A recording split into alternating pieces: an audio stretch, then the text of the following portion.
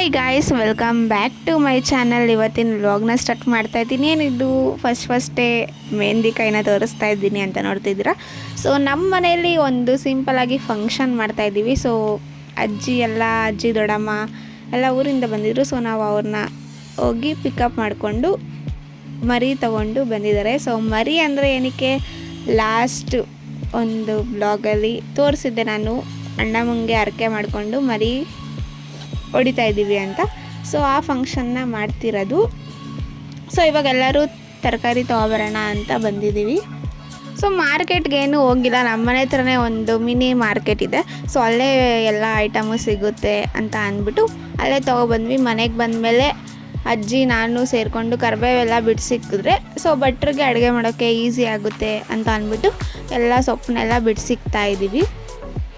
So ನೋಡಿ, function ಮನೆ ಅಂದರೆ ಹಿಂಗೆ ಎಷ್ಟು ಕ್ಲೀನ್ ಮಾಡಿದ್ರು ಮತ್ತೆ ಗಲೀಜಾಗ್ತಾನೆ ಇರುತ್ತೆ. ರೇಷನ್ ಸಾಮಾನೆಲ್ಲ ತಂದಿಟ್ಬಿಟ್ಟಿದ್ರಲ್ಲ. ಸೊ ಮಮ್ಮಿ ದೇವ್ರ ಸಾಮಾನೆಲ್ಲ ಬೆಳಗ್ಗೆ ಇಕ್ಕಿದ್ರು ಸಂಜೆ ಪೂಜೆ ಮಾಡೋದಕ್ಕೆ. ಚೋಟು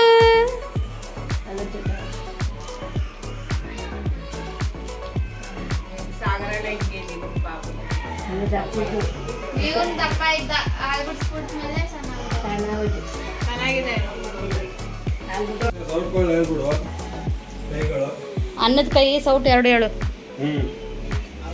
ಅನ್ನ ಬಸೇದು ಇದೆಲ್ಲ ಹೇಳ್ಬಿಡು. ಇದು ಬೇಕಿದ್ದು ಹೇಳ್ಕೊಂಬಿಡು. Chicken ಐಟಮ್ಗೆ mutton ಐಟಮ್ಗೆ ಹೇಳ್ಕೊಂಬಿಡು.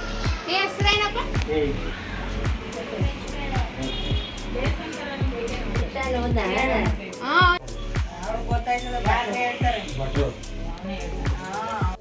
ಸೊ ಅಜ್ಜಿ ಬಂದಮೇಲೆ ಒಂದು ಸ್ವಲ್ಪ ಹೊತ್ತು ನಾಷ್ಟ ಮಾಡಿ ರೆಸ್ಟ್ ತೊಗೊಂಡು ಮಾರ್ಕೆಟ್ಗೆ ಹೋಗಿ ಹೂವು ತಂದಿದ್ರು. ಸೊ ಅದೇ ಹೂವನ್ನ ದೊಡ್ಡಮ್ಮ, ಮಮ್ಮಿ, ಅಜ್ಜಿ ಎಲ್ಲರೂ ಸೇರಿ ಕಟ್ತಾ ಇದ್ದಾರೆ. ಅಜ್ಜಿ ನನಗೋಸ್ಕರ ಮುಡ್ಕೊಳ್ಳೋಕ್ಕೆ ಅಂತ ಮಲ್ಲಿಗೆ ಹೂವಲ್ಲಿ ದಿಂಡು ಕಟ್ಟಿದರು. ಸೊ ಅದು ನೋಡಿ ಹೇಗೆ ಕಟ್ಟಿದ್ದಾರೆ ಅಂತ. ಸೊ ವಾಟರ್ ಬಾಟಲ್ಸ್ ಎಲ್ಲ ನಾವು ಆಚೆನೇ ಜೋಡಿಸಿದ್ವಿ. ಕೆಳಗಡೆಯಿಂದ ಎತ್ಕೊಬರೋಷ್ಟರಲ್ಲಿ ಸಾಕಾಗೋಯ್ತು. ಸೊ ನಾವು ಮರಿನ ಇಲ್ಲೇ ಫಸ್ಟ್ ಫ್ಲೋರಲ್ಲಿ ಕಟ್ಟಿದ್ವಿ. ಅದಂತೂ ಪಾಪ ಫುಲ್ಲು ಜಾಗ ಚೇಂಜ್ ಆಗಿಬಿಟ್ರೆ ಅದಕ್ಕೂ ಒಂಥರ ಎಲ್ಲೋ ಬಂದಿದ್ದೀವಿ ಅಂತ ಅನಿಸುತ್ತಲ್ವ. ಫುಲ್ ಹರ್ಚ್ಕೋತಾನೇ ಇತ್ತು. ಬ್ಲ್ಯಾಕ್ ಮರಿ ಬಂದು ನಾನು ಊರಿಗೆ ಹೋದಾಗ ನಾವು ತೀರ್ಥಾಕಿ ಕಿವಿ ಕುಯ್ದಿದ್ವಿ ಅಲ್ವಾ ಹರಕೆಗೋಸ್ಕರ. ಸೊ ಆ ಮರಿ ಅದು. ಇನ್ನೊಂದು ವೈಟ್ ಬಂದು ಅಪ್ಪ ಹೋಗಿ ಇಲ್ಲೇ ಸಂತೆಯಲ್ಲಿ ತೊಗೊಬಂದರು, ಸಾಲಲ್ಲ ಒಂದು ಮರಿ ಅಂತ. ಸೊ ಇದು ಸಂಜೆ ನಾನು ಸ್ಯಾರಿ ಹಾಕ್ಕೊಂಡು ರೆಡಿ ಆಗಿದ್ದೀನಿ ದೇವಸ್ಥಾನಕ್ಕೆ, ಅಂದರೆ ಅಣ್ಣಮ್ಮ ದೇವಸ್ಥಾನಕ್ಕೆ ಹೋಗಿ ತಂಬಿಟ್ಟು ಆರತಿ ಮಳ್ಳಕ್ಕಿ ಎಲ್ಲ ಕೊಟ್ಟು ತೀರ್ಥ ಇಸ್ಕೊಬರ್ಬೇಕು ನಾಳೆ ಪೂಜೆ ಮಾಡೋದಕ್ಕೆ. ಸೊ ಅದಕ್ಕೆಲ್ಲ ರೆಡಿ ಮಾಡ್ಕೋತಾ ಇದ್ದಾರೆ.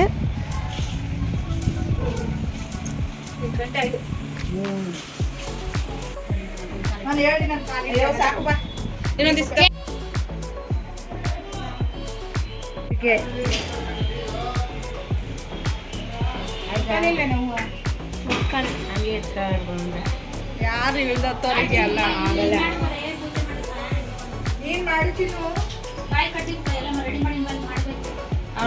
ಸೊ ನನಗೋಸ್ಕರ ಹರಕೆ ಮಾಡ್ಕೊಂಡಿರೋದಲ್ವ, ನಾನೇ ಪೂಜೆ ಮಾಡಬೇಕು ಅಂತ ಅಂದರು. ಸೊ ಅದಕ್ಕೋಸ್ಕರ ಮಮ್ಮಿ ಎಲ್ಲ ರೆಡಿ ಮಾಡಿದರು, ನಾನು ಬರೀ ಪೂಜೆ ಮಾಡ್ತಾ ಇದ್ದೀನಿ ಅಷ್ಟೇ.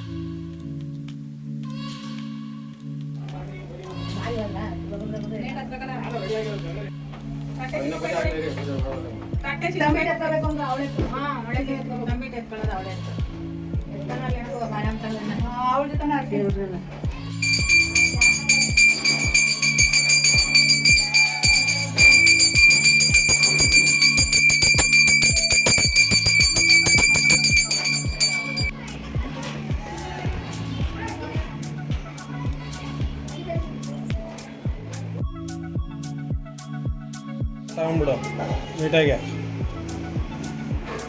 ಸೊ ಪೂಜೆ ಎಲ್ಲ ಆಯಿತು. ಇವಾಗ ಎಲ್ಲರೂ ಹೊರಡಬೇಕು. ಆಗಲೇ ಟೈಮು 8:30 ಆಗಿಬಿಟ್ಟಿದೆ. ದೇವಸ್ಥಾನ ಬಾಗಿಲು ಹಾಕಿರುತ್ತೋ ತೆಗ್ದಿರುತ್ತೋ ಒಂದು ಗೊತ್ತಿರಲಿಲ್ಲ.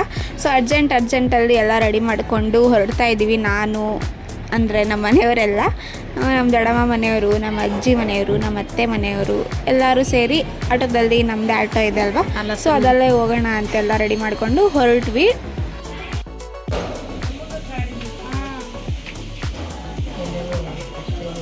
ಬೇರೆ ಗಾಡಿಗಳು ಬಂದ್ಬಿಟ್ರ ತೆಗಿ ಕಷ್ಟ ಅಂತ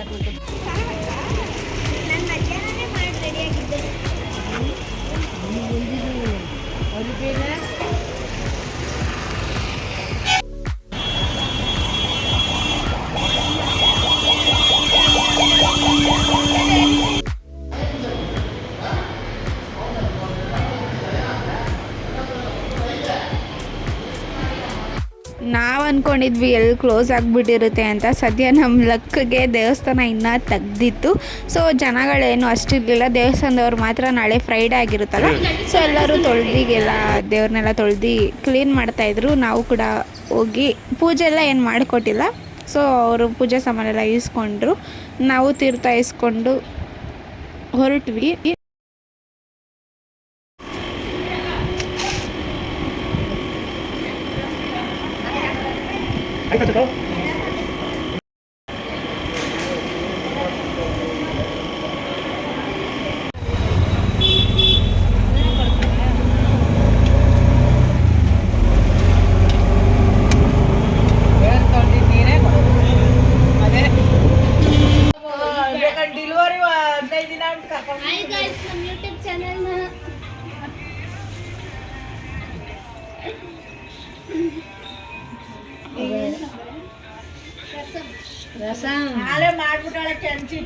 ಸೊ ನೈಟು ದೇವಸ್ಥಾನದಿಂದ ಬರೋ ಅಷ್ಟಲ್ಲೇ 10:30 ಆಗಿತ್ತು. ಬಂದು ಸ್ವಲ್ಪ ಊಟ ಮಾಡಿ ನಾನು ಮಲ್ಕೊಬಿಟ್ಟೆ. ಮತ್ತೆ ಬೆಳಗ್ಗೆ ಬೇಗ ಎದ್ದೊಳ್ಬೇಕು ಅಂತ. ಸೊ ಬೆಳಗ್ಗೆ 3:30ಗೆ ಎದ್ವಿ.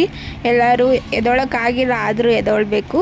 ಸೊ ಎದ್ದು ಕೆಳಗಡೆ ಬಂದು ಸ್ವಲ್ಪ ತೊಪ್ಪೆನೆಲ್ಲ ತಾರಿಸ್ತಾ ಇದ್ದಾರೆ ಪೂಜೆ ಮಾಡೋದಕ್ಕೆ. ಸೊ ಇಲ್ಲೇ ಪೂಜೆ ಮಾಡೋದು.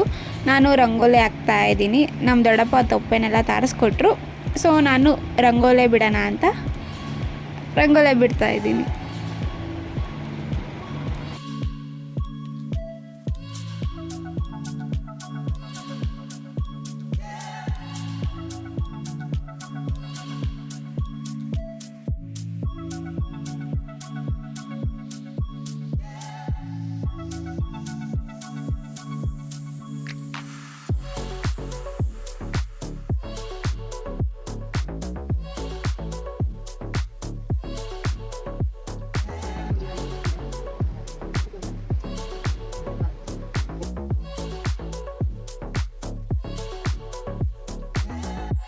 ಸೊ ನೆಕ್ಸ್ಟು ನಾನು ರಂಗೋಲೆ ಬಿಟ್ಟು ಸ್ನಾನ ಮಾಡೋಣ ಅಂತ ಸ್ನಾನಕ್ಕೆ ಹೋಗಿದ್ದೆ. ಸೊ ಅಷ್ಟರಲ್ಲಿ ಅಜ್ಜಿ ಮಮ್ಮಿ ಎಲ್ಲ ಪೂಜೆಗೆಲ್ಲ ರೆಡಿ ಮಾಡ್ತಾಯಿದ್ರು.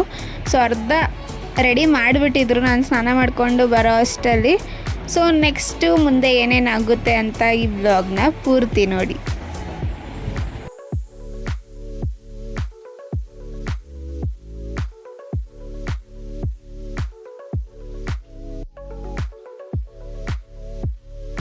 ಸೊ ಎಲ್ಲ ರೆಡಿ ಆಯಿತು. ಪೂಜೆ ಸ್ಟಾರ್ಟ್ ಮಾಡಿದ್ವಿ. ನಾವು ಅಂದ್ಕೊಂಡಿದ್ವಿ 4 ಇಲ್ಲ 5 ಅಷ್ಟರಲ್ಲೇ ಪೂಜೆ ಎಲ್ಲ ಮುಗಿಸ್ಬಿಡೋಣ ಅಂತ. ಸೊ 5-4 ಅಷ್ಟರಲ್ಲೆಲ್ಲ ನಾವು ಪೂಜೆ ಮುಗ್ಸೋಕ್ಕಾಗಿಲ್ಲ. ಅದು ಟೈಮ್ ಬಂದಾಗಲೇ ನಾವು ಪೂಜೆ ಮಾಡಬೇಕು. ಸೊ ನಾವು ಪೂಜೆ ಸ್ಟಾರ್ಟ್ ಮಾಡಿದ್ದು ಬಂದು 5:45 ಅಂದರೆ 6 o'clock ಆಗಿತ್ತು. ಸೊ 6:30 ಪೂಜೆ ಮುಗಿಸ್ಬಿಟ್ವಿ. ಏನೋ ಗೊತ್ತಿದ್ದು ಗೊತ್ತಿಲ್ಲದೆ ಮಾಡಿದ್ವಿ, ತಪ್ಪು ತೆಗ್ದಿದ್ದೆಲ್ಲ ಇದೆ. ಈ ಕಡೆ ನಿಂತ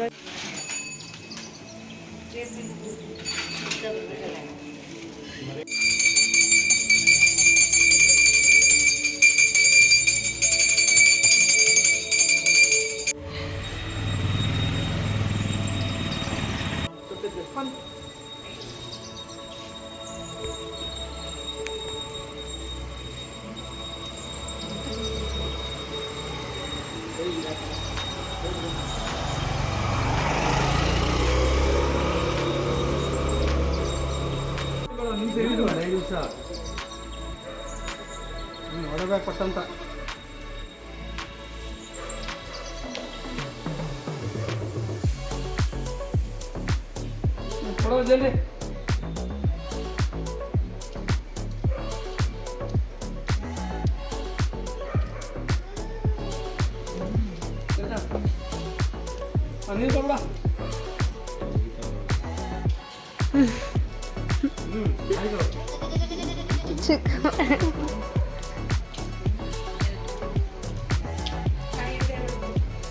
ನೋಡಿ ಹೆಂಗೆ ಕಾಣ್ತಿದ್ದೀವಿ ಕೊಳ್ಳಲ್ಲಿ ಅದರಲ್ಲಿ.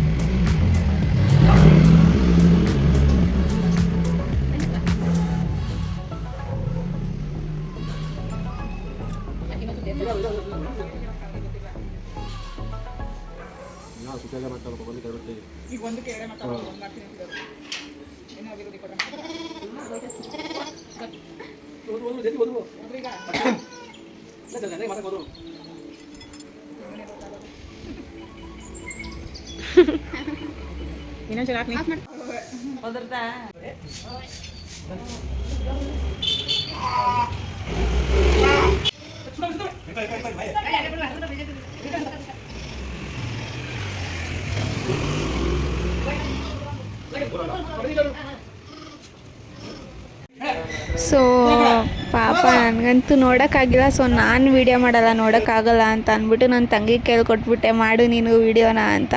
ಸೊ ಅವಳು ಸ್ವಲ್ಪ ಕ್ಲಿಪ್ಪಿಂಗ್ಸ್ ತೊಗೊಂಡಿದ್ದಾಳೆ. ನಿಮ್ಗೆ ಯಾರಾದ್ರು ಬೇಜಾರಾದರೆ ಇದನ್ನು ನೋಡೋಕ್ಕೆ ಪ್ಲೀಸ್ ಸ್ಕಿಪ್ ಮಾಡಿ ಮುಂದೆ ನೋಡಿ. ಓಕೆ, ನೆಕ್ಸ್ಟು ಮೇಲ್ಗಡೆ ಪೆಂಡಲ್ಸ್ ಎಲ್ಲ ಹಾಕಿದ್ರು. ಬೆಳಗ್ಗೆ ಸಂಜೆನೇ ಹಾಕ್ಬಿಟ್ಟಿದ್ರು ನಾವು ದೇವಸ್ಥಾನಕ್ಕೆ ಹೋದಾಗ. ನಾನು ಬಂದು ನೋಡಿರಲಿಲ್ಲ. ಸೊ ನಾನು ಕೂಡ ಆವಾಗಲೇ ರೆಡಿ ಆಗಿರಲಿಲ್ಲ, ಬರೀ ಸ್ನಾನ ಮಾಡಿದ್ದೆ ಅಷ್ಟೇ. ಸೊ ಇವಾಗ ರೆಡಿಯಾಗಿ ಮೇಲ್ಗಡೆ ಏನು ನಾಷ್ಟ ಮಾಡ್ತಿದ್ದಾರೆ ಅಂತ ನೋಡೋಣ ಅಂತ ಬಂದಿದೆ.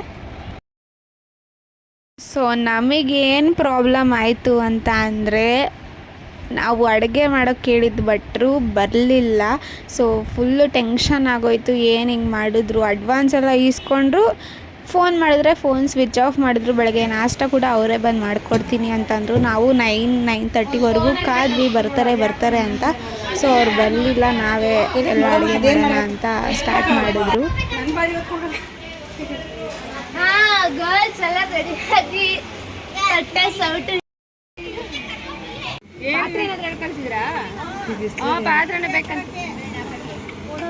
ಈರುಳ್ಳಿ ಹಾಕಕ್ಕಂತ 20 ನಿಂಬೆಹಣ್ಣು ಇಲ್ಲೇ ಫಸ್ಟ್ ಸರಿ ಮಡಗಿದ್ನಲ್ಲ, ಏನಾಯ್ತು? ಸೊ ನೋಡಿ, ನಮ್ಮ ಫಂಕ್ಷನ್ ದಿನವೇ ಇದೊಂದು ಕೆಲಸ ಬಿತ್ತು. ಸೊ 3 ದಿನ ಮುಂಚೆನೇ ಬಂದು ರೆಡಿ ಮಾಡಿದ್ರು. ಕೂಲರು ಹೊಸದು ತೊಗೊಂಡಿದ್ವಿ, ಅದು ಸ್ವಲ್ಪ ಡ್ಯಾಮೇಜ್, ಅಂದರೆ ಹಿಂದೆಗಡೆ ವಾಟರ್ ಲೀಕ್ ಆಗ್ತಿತ್ತು. ಸೊ ಅದನ್ನು ಕಂಪ್ಲೇಂಟ್ ಮಾಡಿದ್ವಲ್ಲ, ಅದನ್ನು ರೆಡಿ ಮಾಡೋಕ್ಕೆ ಬಂದಿದ್ದರು. ಸೊ ಅಷ್ಟರಲ್ಲಿ ಇಲ್ಲಿ ಮೇಲ್ಗಡೆ ಎಲ್ಲ ಬೋಟಿ ಗೊಜ್ಜು ಮತ್ತು ಚಿಕನ್ ಗ್ರೇವಿ ಎಲ್ಲ, ಮಟನ್ ಸಾರು ಎಲ್ಲ ರೆಡಿ ಮಾಡ್ತಾಯಿದ್ರು. ನೋಡಿ ಫ್ರೆಂಡ್ಸ್, ನಿಮ್ಮನ್ನ ಫೇಮಸ್ ಮಾಡ್ತೀನಿ ಬಿಡಿ.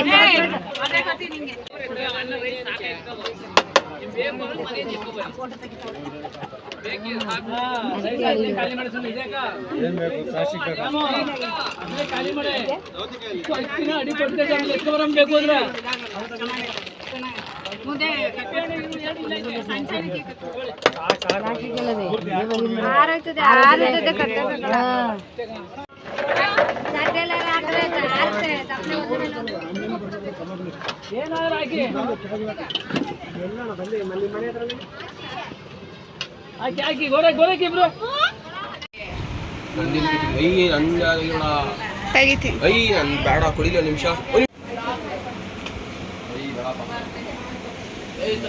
ಸೊ ನಾವೇನೋ ಅಂದ್ಕೊಂಡಿರ್ತೀವಿ ಫಂಕ್ಷನ್ ಹಂಗೆ ಮಾಡಬೇಕು ಹಿಂಗೆ ಮಾಡಬೇಕು ಅಂತ, ಅಲ್ಲಿ ದೇವರು ಏನೋ ಮಾಡಿಸುತ್ತೆ. ಸೊ ಭಟ್ರು ಬಂದಿಲ್ಲ ಅಂದರೂ ಕೂಡ ನಮ್ಮ ದೊಡ್ಡಪ್ಪ ಮತ್ತು ಮರಿ ಕಟ್ ಮಾಡೋಕ್ಕೆ ಬಂದಿದ್ರಲ್ಲ, ಅವರು ಅಡುಗೆ ಮಾಡ್ತೀನಿ ಅಂತಂದರು. ಸೊ ಲಾಸ್ಟಲ್ಲಿ ಅವರೇ ಅಡುಗೆ ಎಲ್ಲ ಚೆನ್ನಾಗಿ ಮಾಡಿಕೊಟ್ರು. ಚೆನ್ನಾಗಿತ್ತು, ಊಟ ಎಲ್ಲ ಚೆನ್ನಾಗಿತ್ತು ಅಂತಲೇ ಅಂದರು ಬಂದಿದ್ದವರೆಲ್ಲ. ಸೊ ಫ್ರೆಂಡ್ಸ್ ಎಲ್ಲ ಬಂದಿದ್ದರು, ಅವರು ಕೂಡ ಸ್ವಲ್ಪ ಮಾತಾಡಿಕೊಂಡು ಕಾಮಿಡಿ ಮಾಡಿಕೊಂಡು ಊಟ ಮಾಡಿಕೊಂಡು ಹೋದರು.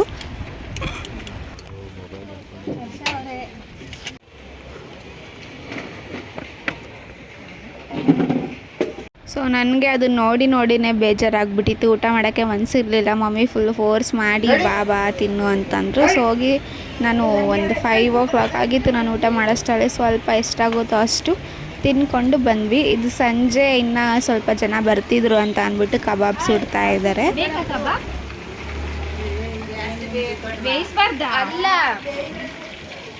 ಅದು ಬಿಸಿ ಬಿಸಿಯಾಗಿ ತಿನ್ಬೇಕು ಇಲ್ಲ